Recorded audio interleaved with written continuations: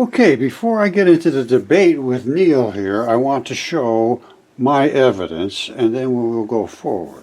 Now, I'm hoping he will respond, but I am going to debate with him one way or the other. Against his statements, I will make my statements. Okay, get ready. I claim that the nucleus of every particle, even protons, are made up of dipole electrons. This is my model. This is my proof. This is fission. This is fusion. This is raw energy. And I believe we can get free energy. Now, Professor Tyson is going to be making some claims, and I will make claims of my own. Okay, my friends, this is going to be fun. Neil is explaining how developments in nuclear fusion change everything. I have done fission and fusion, and I have discovered that the nucleus and protons are made of dipole electrons. The electrons we always thought were just negative, but they're not. They have a dark side. Let me show you. This is what an electron is made of. The muon and an electron neutrino pair.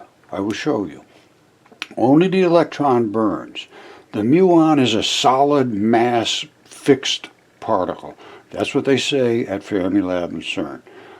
I will show you these make a photon. Two of them are what they call a gluon. It's really an electron. I have this all laid out here in pretty good detail, but the only thing that really does exist is the W and the Z boson. There they are right there. So we're going to get deep into this. And again, I want to just debate Neil Tyson. All right, it all starts out with Velikovsky and Sagan, but then it goes to Neil and myself. Because I have the evidence to show. And that's the, oh, you got to see that. Oh, we all got to see this. It's absolutely locked in stone. We can look at everything. We're going to do it. Nobody will do it. Let's see if Neil will. Okay, this is Neil Degrasse Tyson, and this is Star Talk. And he's going to be talking with another fellow here about fusion. And the other guy sounds real excited. And you know, I hope maybe they'll make contact with me. That's what I'm hoping for. Now listen to this now. Here goes. So this will be a benchmark day. We'll look back on that fondly. But Chuck, what's been bugging you lately? I'll tell you, I don't know if it's bugging me. Maybe I'm happy about it. maybe the entire human race has something to be hopeful about. You know how I feel about climate and the climate crisis. Right. But so I wake up this morning and it's all about fusion. Fusion everywhere. Everybody's talking about fusion. Fusion. I'm like, whoa, is this a good thing? Or are they yanking my chain? Are they... All right, let me tell you something, my friend. They are yanking your chain.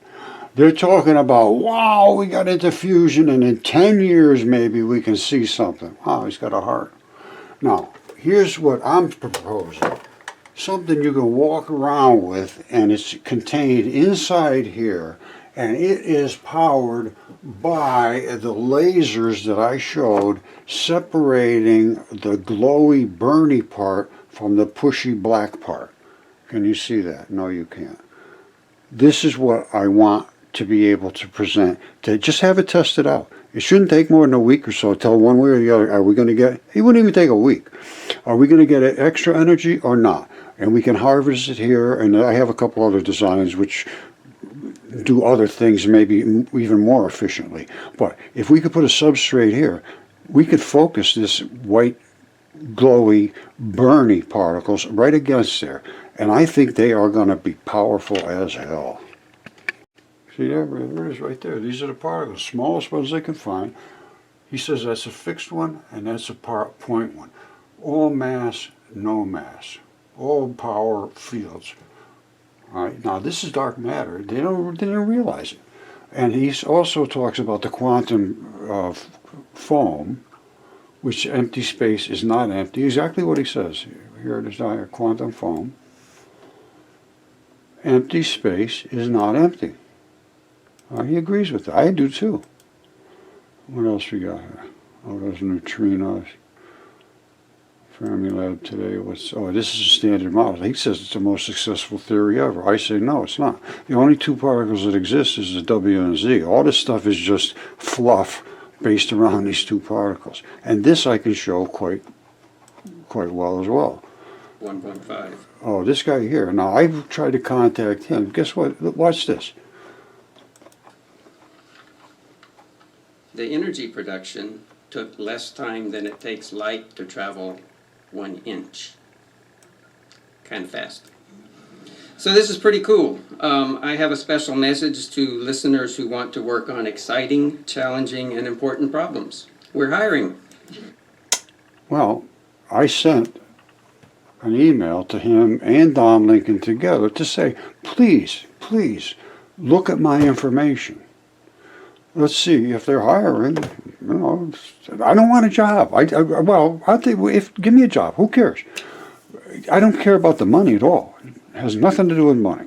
All I care about is having this information and possibly getting portable, clean, literally free energy off the grid, able to be used in emergency situations.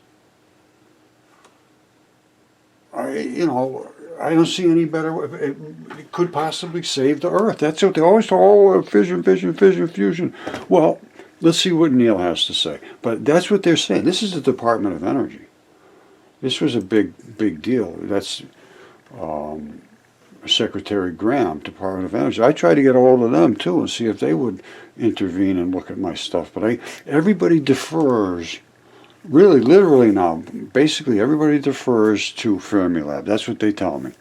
And that's what every time it happens this way to me. Go to this guy, go to this guy, go to that guy, show to this guy. No, I can't. Nobody will look. So that's what we're up against, my friends. Okay, this picture is from Fermilab. And this Don Lincoln explains this black particle is fixed, never changes size. This can be glowy and appears to have no mass, and that's here's to appear all mass and no glow. And I agree with both of those statements. The black ones, as we can see right here in our light experiments, they saw these in debris from smashing huge particles. We started with photons, and we can see them. We can see the different size of the glow. He's correct. And I also, in a nuclear bomb blast, show that these have no push to them. They just burn. The house just burns up, and then these black ones come behind, and wham, out goes the house. Now, we did the fission and fusion. All right? This is gluons, two of them back to back. They're just like bar magnets. And my nucleus is like this. Every one of these is a bar magnet. And there's 1,823 or so in a proton. A proton is not just that, and a neutron is not just that, one little tiny extra bit. A proton is this. It's one of these, all balled up together, and a neutron is only one more. The proton is uneven numbered, so it wants to attract one or give one up. The neutron has an even number, so it doesn't want to give or take. Now what we did was we split those strong nuclear force particles apart. The black separated, called a sterile muon, from the muon neutrino, which was attached to the electron neutrino, the black and the white. And the black separated. You could see it. And the white turned into the shower. Just exactly, these are not my pictures, those are from CERN or Fermilab, one or the other. And this is what we did. So we created fission and fusion. Now let's go see what Neil Tyson has to say. But this, you could see, I believe we can get free energy. Now I have a little device, something similar to this, where we squirt our laser right through the venturi, and all this white, if we can harvest it right there, this is just 100% burn. It comes back together so quick that it doesn't do anything in the atmosphere. This is only like this far away from the venturi. So there's no big, interaction that is going to burn the house down or anything. It's just real close. But if we harvested it before it reattached, then we got some power, I believe. because when I show you what happens in a nuclear bomb blast, the white hits first and then it just burns. No push, and that's what you want. You just want raw energy. You don't want it smashing through the box. You want it just collecting on there, and you suck it up. You have to bias it forwardly, drive it down into some kind of a device that'll absorb it. And then, you know, that's raw electron. You can see enormous luminosity, and that is representative of how effective a collider is, an atomic accelerator. And that's what we have here. This is an accelerator collider.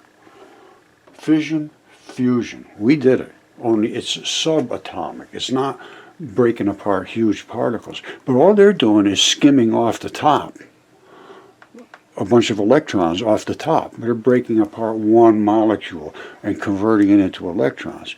You do that all the time with hydrogen. Hydrogen, when you burn hydrogen, you just turn it into electrons.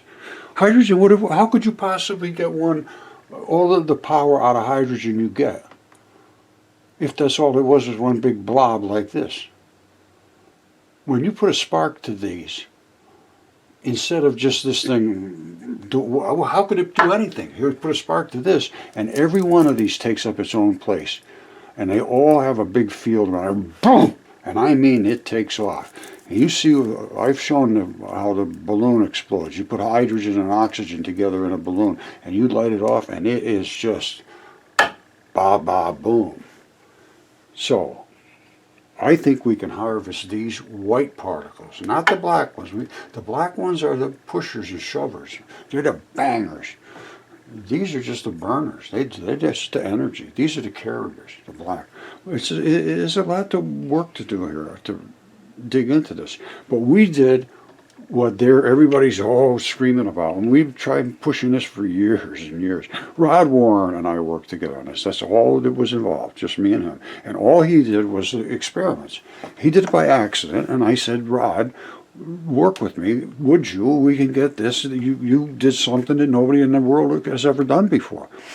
And he did. He worked with me for years, and I haven't heard from him for a couple of years now.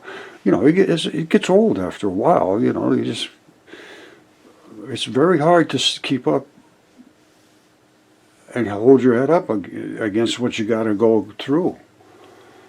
You know, and if you just walk away, it just gets lost and never get anywhere. They're just walking around in circles now. They have no idea what particles are made of, and they are exactly what I show.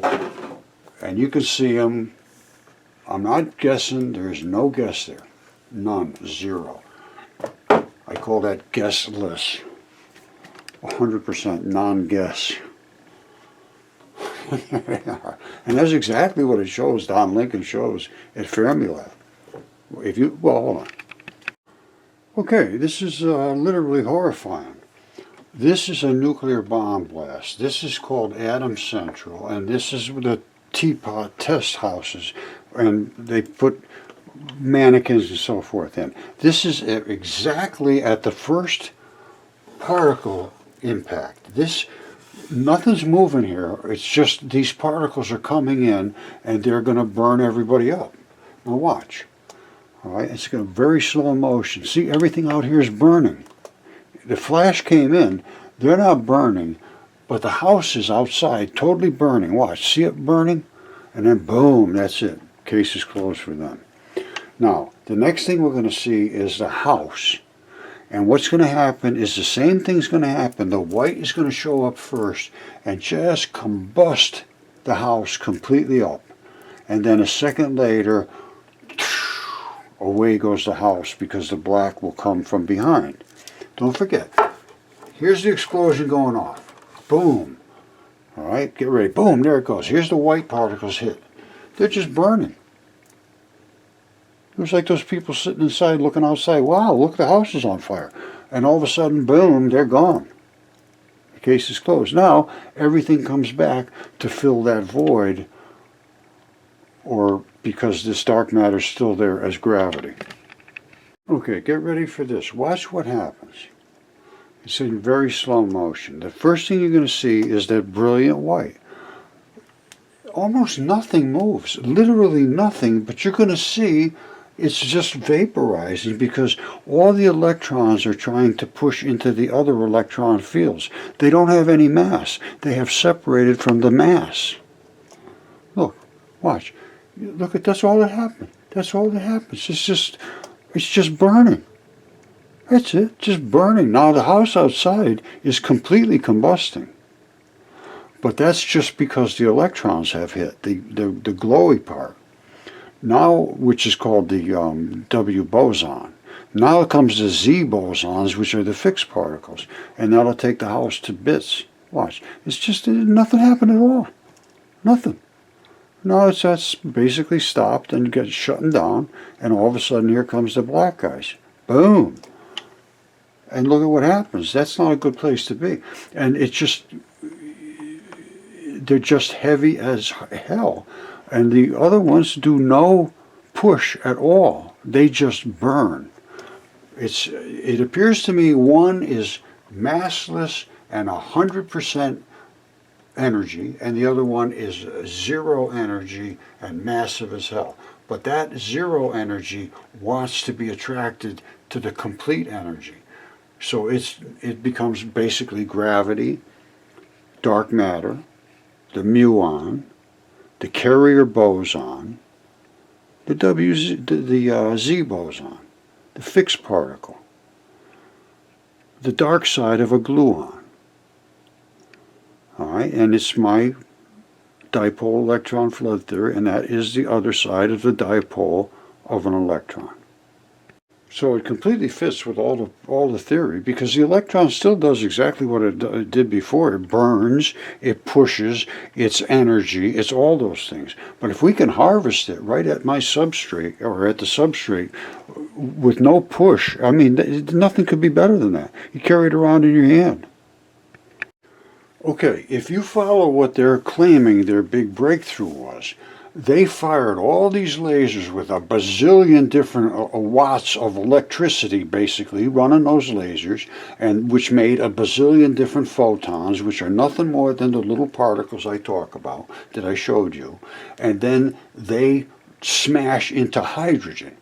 You heard them say they use two types of hydrogen. Well, hydrogen, you got to use hydrogen. And all they do is getting one big blast, and they think it's a big deal because they got more than they put in. Well, let me show you what happens when you take one little spark from a flame.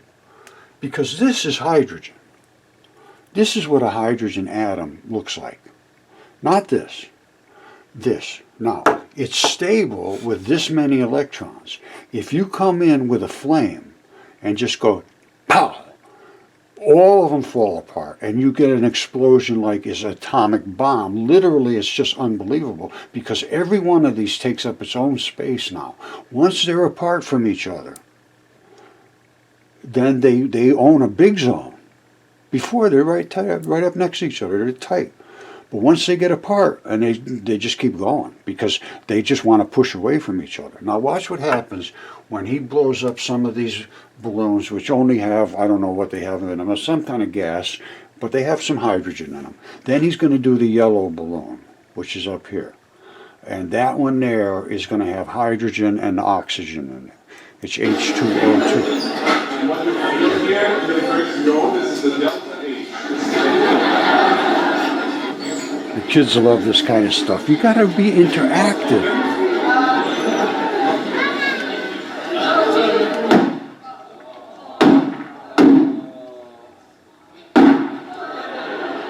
No big deal, right? Remember that sound, how it sounded, and compare it to the sound you will hear. Now listen to this now. Here's what he's got in this balloon. H2 plus O2. That's all that is. H2 is hydrogen gas. O2 is oxygen gas. When it explodes, what you are going to end up with is going to be, you're going to see a mist in the air, which is the hydrogen, water, H2O.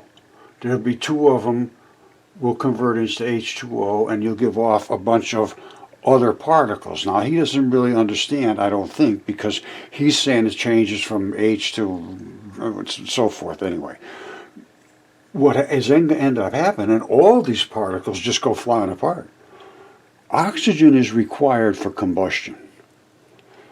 Combustion is rapid oxidation.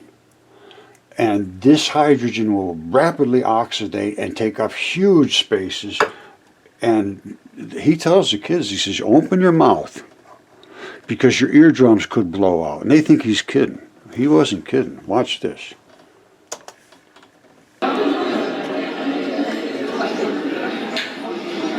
If that sound was too loud for you, keep your mouth open because then the pressure in your mouth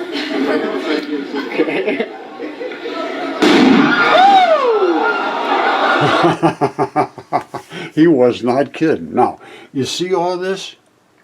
This is compressed H2O2, which anytime you compress hydrogen and oxygens, you end up turning it into some moisture. That's what condensation is, condensing it, compressing it.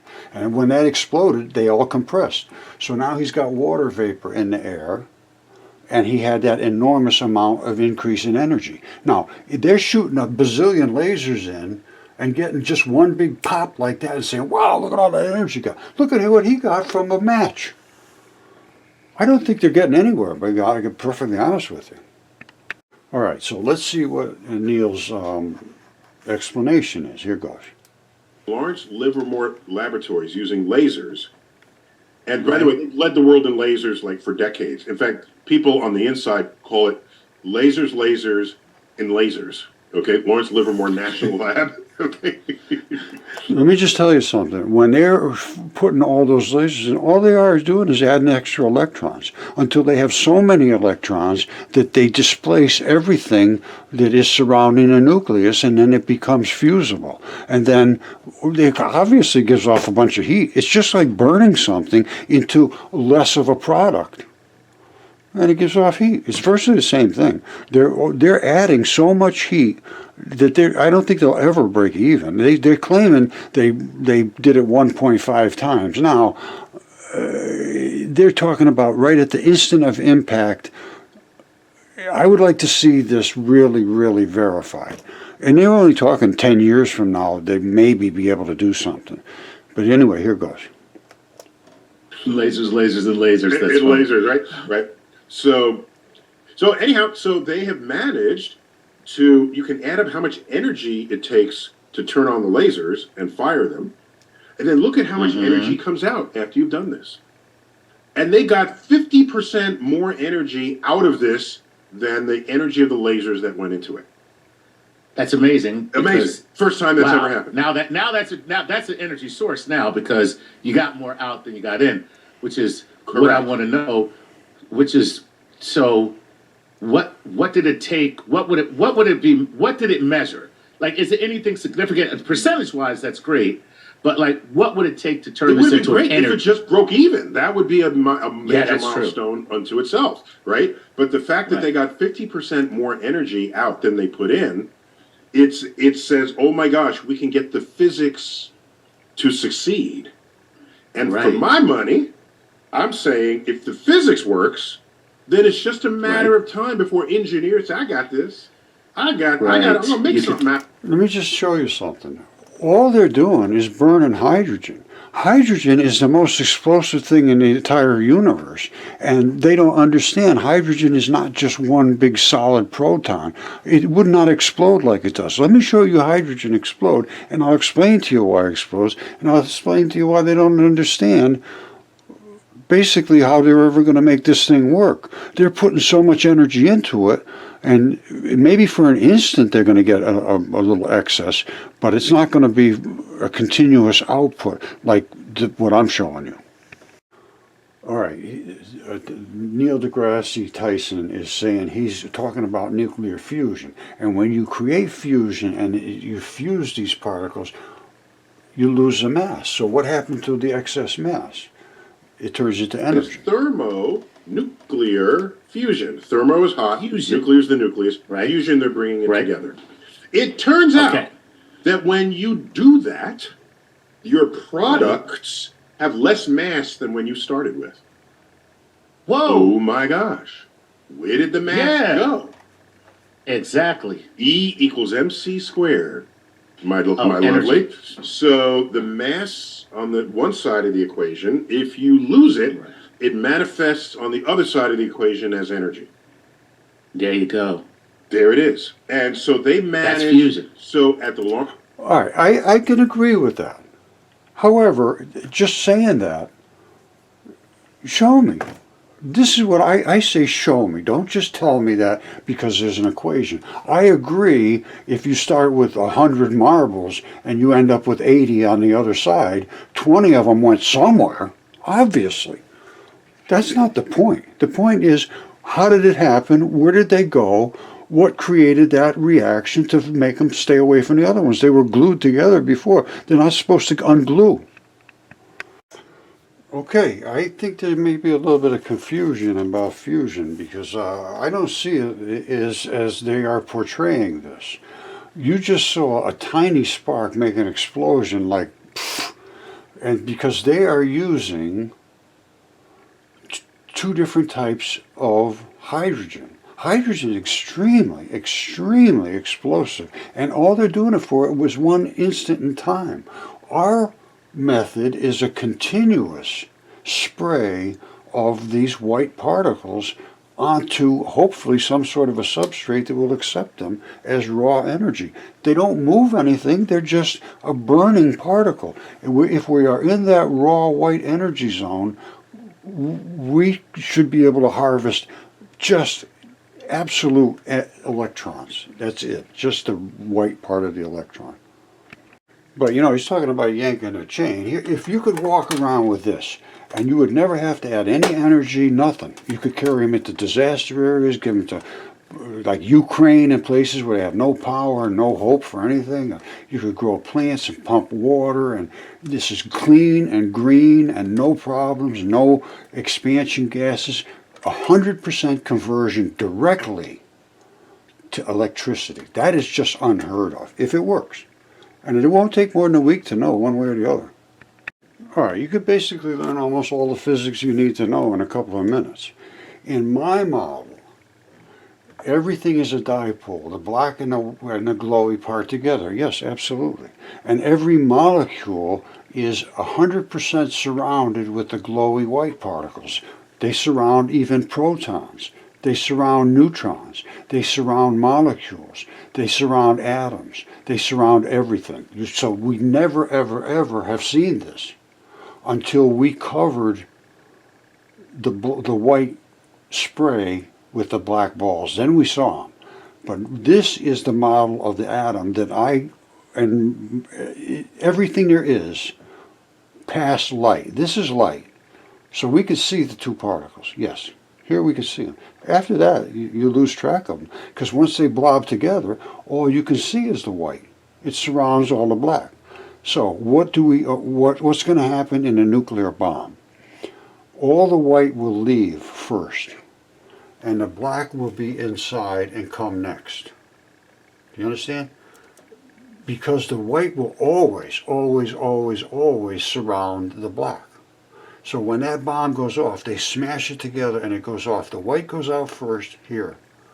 And that white will concuss and burn a house down. And then the black will come after it, which is the bangers. They can't get through because this slit is so tiny, it will only let the white get through here. And it's so glowy you can't even see the slit. Now, I'm going to show you that nuclear bomb blast, and then I'm going to say, if we could put a harvester right there, I think we can get free energy. And it's time to look at this with a wide open eye. We did what they're trying to do. We accelerated light. We show the photons. We split the photons, fission, brought back to fusion. And right here, that is just it's raw electricity. As far as I'm concerned, I believe they are raw electrons, which put them off the scale of power. And this is a continuous, we could do this all day long. This is not a one big bang and you harvest it and then you have another big bang and you harvest it, which is what they're going to be doing in their stuff. Their pellets are going to be burning up. They're going to have to continue adding them.